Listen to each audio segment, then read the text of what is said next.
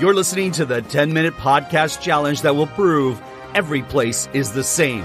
Welcome your host, the irreverent, the cosmopolitan, the wicked, Daniela Vlaskalic. Hello, and welcome to Every Place is the Same. I am very excited to welcome my guest, Alex Treude. Hello, Alex. Hi, Daniela. How's it going? Excellent. Now, Alex, you have spent some time at the University of Toronto. Is that correct? Yeah. You are also very interested in the virtual worlds of Assassin's Creed. Is that correct? I've played those games a lot and I'm very fond of them. Talk to me a little bit about the point of Assassin's Creed. That's a very good question. At first, the more immediate goal is probably assassinating people in the game. For good, usually trying to take out corrupt or despotic people, for the good of humanity who are trying to, enslave humanity in this whole Okay, I got it. You kill people. You kill bad people. Exactly. Okay, so one of the other things that happens on this game, unbeknownst to you and maybe some of our listeners, is that you travel through virtual worlds. Yes. So tell me about some of these worlds that you have explored or places you have explored virtually. Yeah, so the game, it sets itself in different historical periods in actual places on the Earth. So, for example, Renaissance Italy is where a couple of the games take place. Some in, medieval Constantinople or during the Crusades or revolutionary America, for example. Is there a location that you prefer or that you've enjoyed the most? Yeah, probably Rome. Renaissance Rome is my favorite just because it's a place that I'm very interested in and want to visit someday myself. Now, Alex, would you say that the University of Toronto and the virtual worlds of Assassin's Creed are the same? The same? No, not really. One is, one's a school and one's, a rendered world from lines of code. I hate to school you, but today on Every Place is the Same, we are going to prove that the University of Toronto and the virtual worlds of Assassin's Creed are, in fact, the same. Okay, wow. So actually proving they're the same, not just like, a saying, like, oh, every place is the same. No, we're going to prove it. Oh, okay. So get ready. Okay. Alex, you talked about the University of Toronto being a place of education. Yeah. What kind of education could one receive there? Well, for example, I studied theater. I did a major in that, and I did a minor in history and a minor in classics. Classics? Yeah, so classic is kind of a pretentious-sounding term. And history. Yeah. Now, when you play Assassin's Creed, do you learn anything about history or classics? Absolutely, yes, I would have to say so, you do. What have you learned?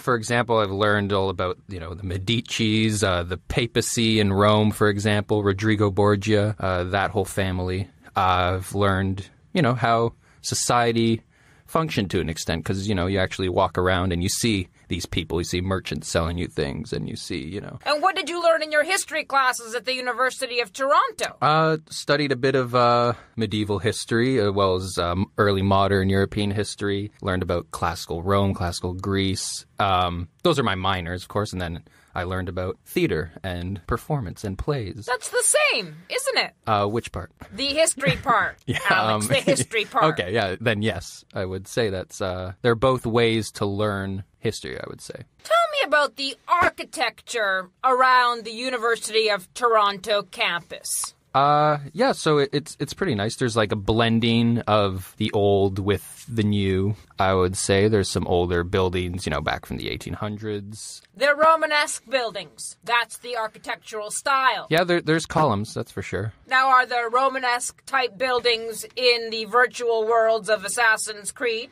Yes, I'd have to say so in a couple of different places. But yeah, the most obvious would be Rome, which has a lot of Romanesque. That's the root word of Romanesque, so yeah.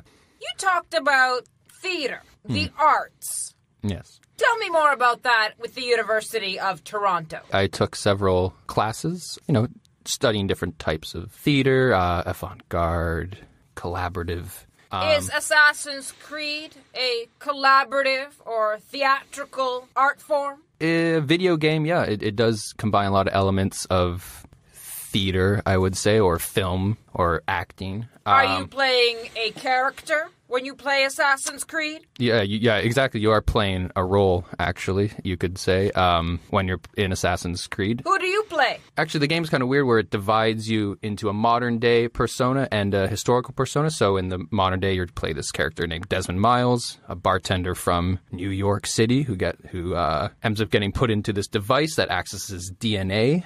And he gets to play one of his ancestors, this Italian named Ezio Auditore, who is an assassin. Right, so you get to play a bunch of different characters, is what we're saying. Yes. So much like theater school. Did you get to play different characters at theater school? I did, in fact. Aha. Interesting. Yeah. Similar, isn't it? Quite a bit, yeah. What is your favorite weapon of choice for your character? Well, you have this hidden blade, which is pretty iconic to the series. It's a small blade that I guess is spring-loaded that you wear on your wrist. It pops out, and you can discreetly assassinate people with it. Would it be known as a shiv? It's a bit more eloquent than just a simple shiv. It's, it's its own fairly fancy engineered device. Like an ancient Spider-Man, if you will. Yes. Now, at the University of Toronto, there are a lot of different places you can learn to use weapons. Isn't that correct? At U of T, I'm not sure how many places. Well, there's the fencing club. Speaking of blades, you can learn the saber, the épée, the foil. Yeah. Then there's some workshops on stage combat that come in every now and then, actually. Yes, there is. There's also the archery club. The Hart House Archery Club. True. Were you aware of that?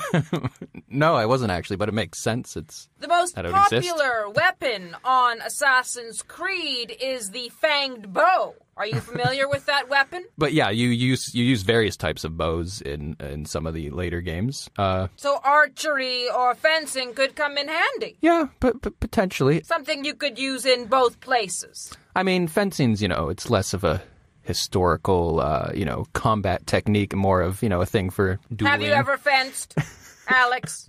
No. I think you better be careful. Renaissance Italy might come after you.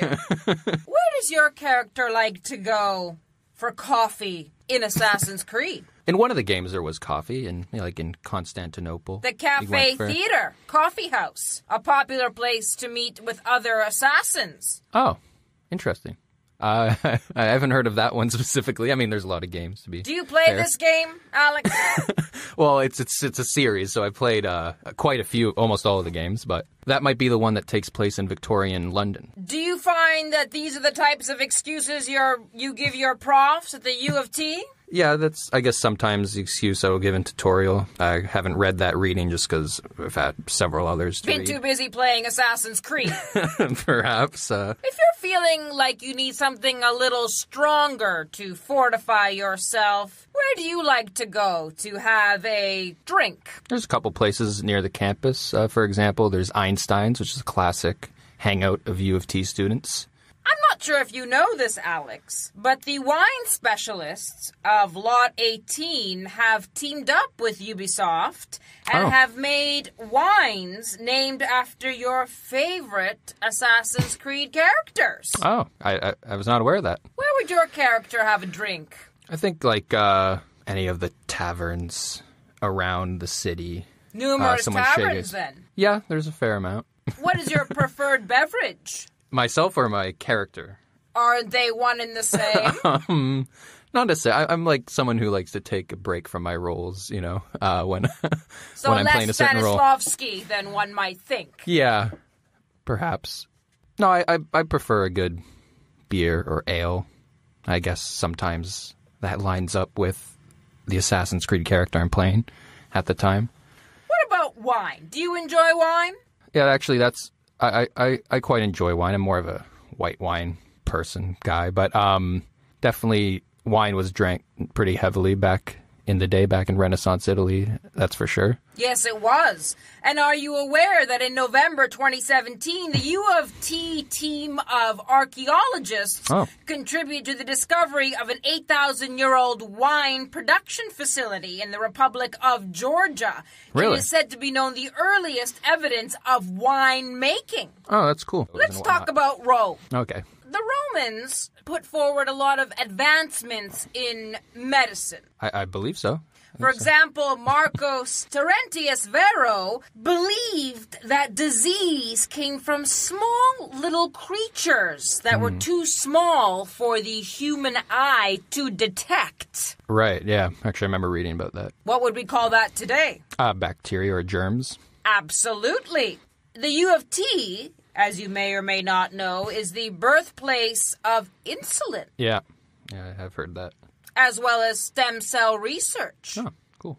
Now, the Romans also had other things, like they believed drinking the blood of a gladiator could cure epilepsy. Do you believe that?